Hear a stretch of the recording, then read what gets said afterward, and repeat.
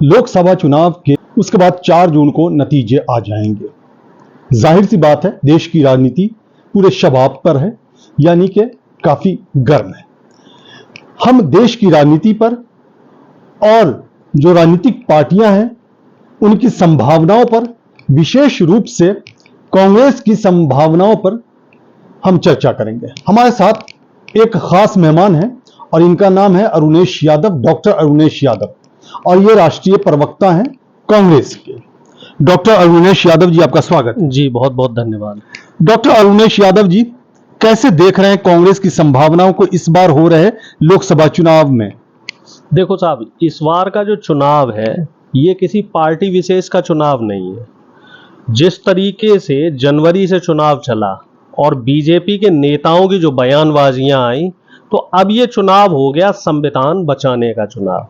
एक तरफ वो दल है जो संविधान बचाना चाह रहे हैं, लोकतंत्र की रक्षा करना चाह रहे हैं, आरक्षण की रक्षा करना चाह रहे हैं, बेरोजगारी के लिए सरकार से सवाल कर रहे हैं, महंगाई के लिए सवाल कर रहे हैं, किसानों की एमएसपी के लिए सवाल कर रहे हैं।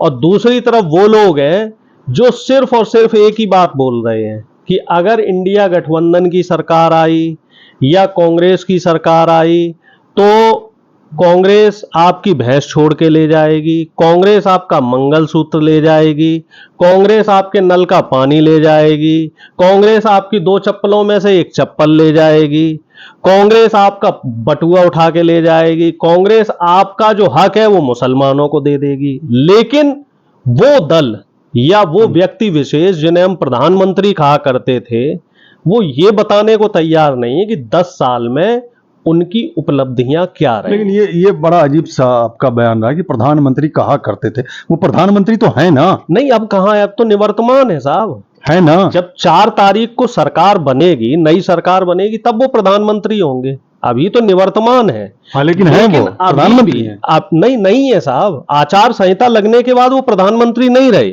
तो फिर क्या है? अब वो एक दल के नेता हैं, प्रधानमंत्री प्रत्याशी हैं, पहले प्रधानमंत्री हुआ करते थे, और इसी वजह से उन्होंने अपनी भाषा की मर्यादा का स्तर इतना गिरा दिया है। आप उनके बात करने का तरीका देखिए कि एक व्यक्ति जो देश का प्रधानमंत्री है वो व्यक्ति विपक्षी पार्टियों के लिए किस तरह के शब्दों का इस्तेमाल कर रहा है। ममता बनर्जी जी के लिए कैसे शब्द, अखिलेश यादव जी के लिए, और खास तौर से अगर हम कांग्रेस पार्टी की बात करें तो सोनिया जी के लिए किस तरह की शब्दावली रही। जयपुर की एक रैली में प्रधानमंत्री जी ने सोनिया जी के लिए इतने बेहुदा शब्दों का इस्तेमाल किया, मैं नहीं बोल सकता उन बातों को। और अमित शाह जी देखिए, वो तो ऐसे लगता है कि जैसे होता ना कोई हफ्ता वसूली करने वाला व्यक्ति है, जाके साहब सामने, बिल्कुल सामने पब्लिक को भी धमका रहा है वो व्यक्ति, और विपक्ष को भी धमका रहा है कि साहब वोट दे देना, नहीं तो देख लो, हमने जो बात कही उस पर ताली बजनी चाहिए, नहीं तो साहब देख लो। तो ये कहीं भी लोकतंत्र के लिए ठीक नहीं है। लेकिन आप हमें ये बताइए कि लोकतंत्र के लिए क्या इस तरह के शब्दों का इस्तेमाल होना ठीक है? क्या लोकतंत्र के लिए कहीं इस तरह की बातें ठीक है? आप ठीक है, आप सत्ताधारी दल हैं, 10 साल आप सत्ता में रहे, आप बताइए जनता को कि 10 साल में आपने कितने युवाओं को नौकरियां दी। आप बताइए, जो महंगाई की बात आप करते थे, जो डीजल पेट्रोल 50 रुपए 60 रुपए वाला आपको महंगा लगा करता था, अब वही पेट्रोल 100 रुपए पे है, और आप उसे कैसे जस्टिफाई कर रहे हैं?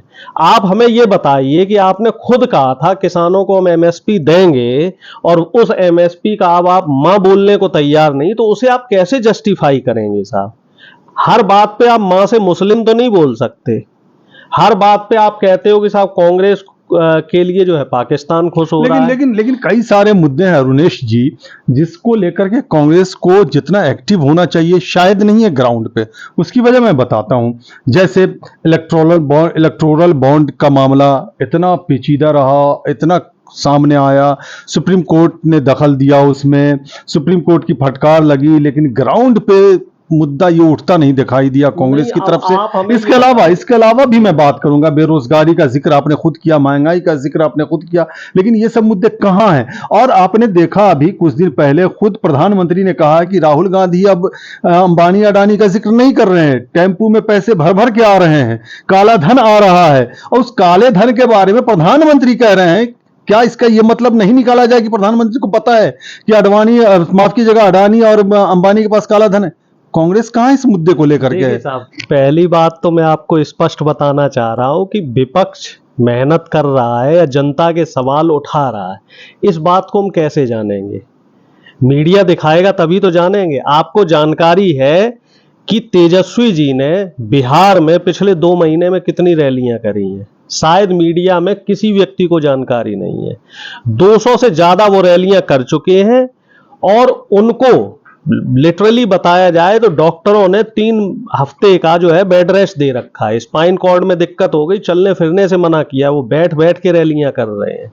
2 आदमी उनको लेके जाते हैं। ये है विपक्ष की मेहनत। एक ऐसा व्यक्ति जिसे बीजेपी आईटी सेल ने पूरे 10 साल लगा दिए उसकी इमेज खराब करने में, हजारों करोड़ रुपया खर्च कर दिया उसकी इमेज खराब करने में, और वो नेता 10,000 किलोमीटर चलता है, जिसमें 4,000 किलोमीटर पदयात्रा है और 6,000 किलोमीटर की यात्रा जो है गाड़ी द्वारा है। कोई एक ऐसा नेता पिछले 10 सालों में हमें बताइए जो जनता के बीच में इतना ज्यादा रहा हो। हमें एक नेता बता दो। इसी तरीके से तेजस्वी जी पूरे बिहार में वो जनवरी से लेके पूरा हर मुद्दे पे काम करते रहे। इसी तरीके से अन्य राज्यों की बात करो, विपक्ष पूरा का पूरा सड़क पे है, पूरा का पूरा जमीन पे है, और जितनी मुखरता से विपक्ष ने बेरोजगारी का मुद्दा उठाया। आपको याद होगा प्रयागराज में राहुल गांधी जी पेपर लीक, जो यूपी पुलिस का पर्चा लीक हुआ था, उसको लेकर राहुल गांधी जी ने योगी जी से सवाल किए थे, और 4 दिन बाद मुख्यमंत्री जी ने माना कि हाँ साहब, पुलिस की परीक्षा का जो पर्चा है वो लीक हुआ। तो ये थी विपक्ष की ताकत। लेकिन दुर्भाग्य क्या है कि जो हमारा नेशनल मीडिया है वो इस खबर को नहीं दिखा रहा है। आप सोशल मीडिया पे देखिए, आप कोई भी सर्वे कर लीजिए, गोदी मीडिया का कोई भी चैनल सर्वे कर ले सोशल मीडिया पे, वो अपने टीवी चैनल्स पे नहीं, क्योंकि उनके चैनल्स को कोई नहीं देख रहा है। तो आप हमें बताइए, आप राहुल गांधी जी और नरेंद्र मोदी जी में कंपैरिजन कर लीजिए। सिर्फ सोशल मीडिया पे न्यूज 18 चैनल हो, चाहे जी न्यूज हो, चाहे एबीपी न्यूज हो, कोई भी चैनल हो, सिर्फ एक ट्वीट करके डाल दे कि हाँ भाई आप किसे अगला प्रधानमंत्री देखना चाह रहे हैं, और 2 घंटे के भीतर आपको 90% राहुल जी की तरफ दिखेगा और 10% मोदी जी की तरफ। लेकिन तो सरकार तो वोट से बननी है, लेकिन सरकार तो वोट से बननी है ना, सरकार वोट से बननी है ना, ट्वीट से तो बननी नहीं है सरकार। सर ये काम हवा में नहीं हो रहा, ये काम जमीन पे हो रहा है, और वोट भी जमीन पे डाला जा रहा है। यही वजह है, इसी से मिलता जुलता, हालांकि आपके सवालों का तो उपयुक्त जवाब नहीं है, लेकिन इससे मिलता जुलता है कि इलेक्शन कमीशन ने भी 1 करोड़ वोटों की धांधली करी है।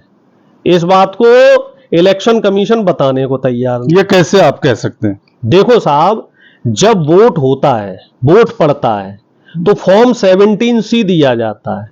उसमें जो वोट का नंबर आ रहा है एक पर्टिकुलर लोकसभा में, और 4 दिन बाद जब इलेक्शन कमीशन डाटा दे रहा है, तो ओवरऑल उसको 5 फेजों के बाद कंपाइल किया गया और उसका टोटल निकाला गया, तो मोटे मोटे तौर पर 1 करोड़ 7 लाख वोटों का फर्क आया है। और इस बात को कोई ऐसा नहीं कि मैंने कहा हो, ये बात पूरी ऑथेंटिसिटी के साथ, प्रामाणिकता के साथ हमारे संचार विभाग के जो प्रभारी हैं जयराम रमेश जी, उन्होंने बकायदा सरकार से भी सवाल किया है, बकायदा माननीय सुप्रीम कोर्ट से भी सवाल किया है, और इसको लेके हमारा एक डेलीगेशन जो वकीलों का है वो इलेक्शन कमीशन भी गया है। और दुख की बात देखिए कि इलेक्शन कमीशन इस पे जवाब देना उचित नहीं समझता, और इससे भी ज्यादा दुर्भाग्य, प्रधानमंत्री जी ये कह रहे हैं कि पहली बार इलेक्शन कमीशन अपना काम ईमानदारी से कर रहा है।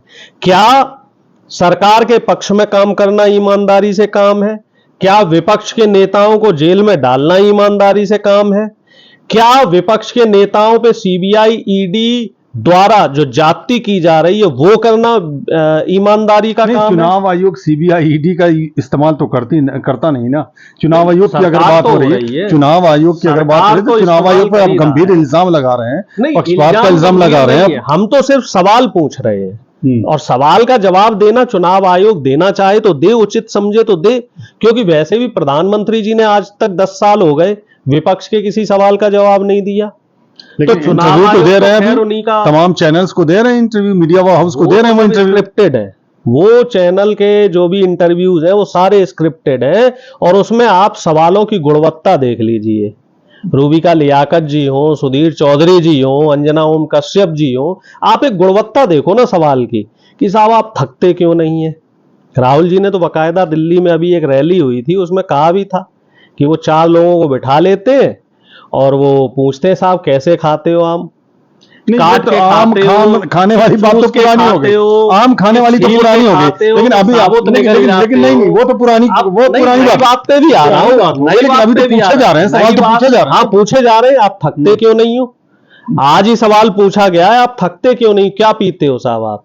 वो एनर्जी ड्रिंक कौन सा आता है अभी, नाम मेरे दिमाग से स्किप कर रहा है, रेड बुल, रेड बुल पीते हो क्या। ये एक सवाल, मान लीजिए आप पत्रकार हैं, मैं एक नेता हूं, क्या आपको मुझसे ये सवाल करना चाहिए। अगर मैं सत्ताधारी दल में होता तो क्या आप मेरे से ये सवाल करते कि अरुणेश जी आप इतनी मेहनत करते हो, थकते क्यों नहीं चलिए, हो? बात भैया तो बहुत ये दूर तक, एक मिनट रोकूंगा क्योंकि वक्त भी कम है, बहुत दूर तक बात चली गई, लेकिन हमने शुरू में पहला सवाल आपसे ये किया था कि कांग्रेस अपनी संभावनाओं को किस तरह देख रही, किस तरह से तलाश रही, देखिए, उसका जवाब आपने नहीं दिया। नहीं वो जवाब मैं दे रहा था, लेकिन वो आप समझ नहीं पाए। मैं ये कह रहा हूं कि ये चुनाव जो है वो जनता लड़ रही है, और चुनाव बिल्कुल अगर जनता के हिसाब से लड़ा जा रहा है, इलेक्शन कमीशन बेईमानी ना करे, हालांकि हमें पूरी उम्मीद है बेईमानी होगी। और ये अगर तो गंभीर आरोप लगा रहे हैं ना, वो तो है, तो आरोप बेईमानी ऐसे तो लगा नहीं सकते ना आप। बेईमानी होगी, क्योंकि हुई है, 1 करोड़ वोटों का हेरफेर हो चुका है। लेकिन फिर भी मुझे उम्मीद है, कोई प्रूफ, कोई सबूत? सबूत तो डाटा है, जो फॉर्म 17C में जो वोट का गिनती है और बाद में जो डेटा आ रहा है उसमें फर्क है, 4% 5% वोटों का फर्क है। और ये तो बाकायदा चीजें तमाम जगह डिस्प्ले हो रखी हैं, कोई ऐसा नहीं कि मैं अपने मन से बता रहा हूं इन चीजों को। तो मैं आपको फिर भी ये कह रहा हूं कि ये कितनी भी बेईमानी कर ले, 350 से घटा के 300 तो होंगी, इससे कम नहीं होंगी। जो इंडिया गठबंधन की सीटें हैं, कम से कम मैं आपको बता रहा हूं 300 सीटें हमारी आ रही हैं। इसमें कांग्रेस को कितनी आएगी सीटें? कांग्रेस की जो मुझे उम्मीद है, वो मेरा ये अनुमान है कि 175 से 200 के बीच में कांग्रेस का आंकड़ा रहेगा, जो मेरा अनुमान है। मेरा कोई वो मोदी जी वाला अनुमान नहीं है कि 400 के पार हो जाएंगे या 800 के पार हो जाएंगे। मोदी जी तो कोरी गप मार रहे हैं 400 पार वाली, या बीजेपी के नेता जो बात कह रहे हैं वो कोरी गप है। क्योंकि जब पिछली बार इन्होंने 300 लेके आए थे सीटें, तो नॉर्थ इंडिया में विपक्ष का बिल्कुल सुपड़ा साफ था। और अब मैं बता रहा हूं, बिहार में इनको नुकसान हो रहा है, इनको महाराष्ट्र में नुकसान हो रहा है, अच्छा खासा हो रहा है, यूपी में इनको नुकसान हो रहा है, वो भी अच्छा खासा नुकसान, कर्नाटक में जहां इनकी मैक्सिमम सीट थी वहां भी इनको लॉस हो रहा है, मध्य प्रदेश, राजस्थान। तो ये 6 ऐसे राज्य हैं जहां बीजेपी ने क्लीन स्वीप किया था लगभग। तो इन 6 के 6 राज्यों में इनको अच्छा खासा नुकसान हो रहा है, और मेरा जो अनुमान है 50% तक का नुकसान हो रहा है। तो बीजेपी अगर 180-190 सीटें भी ले आए तो उसे भी हम बहुत बड़ी उपलब्धि मानेंगे। मेरा अनुमान है बीजेपी 150 तक सिमट जाएगी, जैसे 2004 में लाल कृष्ण आडवाणी जी साइनिंग इंडिया और पता नहीं क्या क्या। लेकिन आप राष्ट्रीय प्रवक्ता हैं, कांग्रेस के राष्ट्रीय प्रवक्ता हैं, आप अनुमान लगा रहे हैं, दावा नहीं कर सकते आप? देखिए, दावा तो मोदी जी ही कर सकते, आप नहीं कर सकते। हम दावा नहीं कर सकते, क्योंकि राजनीति चलती है संभावनाओं पे। राजनीति में कभी भी कोई चीज आप दावे से नहीं कह सकते, क्योंकि जनता जनार्दन है, जनता जनार्दन जिसको आशीर्वाद देगी वो जीतेगा। और अभी जब तक फैसला नहीं हो जाता तब तक हम कैसे कह सकते हैं कि हमें एग्जैक्ट इतनी सीट मिलेंगी। वो तो अमित शाह जी हैं, वो कह रहे हैं साहब 5 फेज के बाद हमारी 300 सीटें आ गई। पता नहीं वो कैसे कह रहे हैं, कैसे उनको डाटा मिल रहा है, कैसे मोदी जी को डाटा मिल रहा है। भाई ये चीज हमारे समझ में नहीं आ रही। हम सिर्फ इतना कह सकते हैं कि हम पूर्ण बहुमत की सरकार बनाएंगे। वो 300 सीटें भी हो सकती हैं, 310 भी हो सकती हैं, 320 भी हो सकती हैं, लेकिन हम एग्जैक्ट नहीं बता सकते कि हमारी एग्जैक्ट संख्या क्या होगी। चलिए, चूंकि वक्त हमें इजाजत नहीं दे रहा, आपका बहुत बहुत शुक्रिया जी, बहुत बहुत डॉक्टर अरुणेश यादव जी। तो ये डॉक्टर अरुणेश यादव हैं, जो कांग्रेस के राष्ट्रीय प्रवक्ता है, जिनका कहना है कि इस बार के चुनाव नतीजों में इंडिया ब्लॉक को लगभग 300 सीटें आएंगी। हालांकि दावा करने से ये बच रहे हैं और अनुमान लगा रहे हैं, और सत्ता पक्ष पर कई गंभीर आरोप भी लगा रहे हैं, साथ में चुनाव आयोग को भी निशाने पर लेने से नहीं चूक रहे हैं। कैमरामैन अशोक के साथ मैं फैज आलम फैजी, और हमें यहीं पे दीजिए इजाजत। नमस्कार।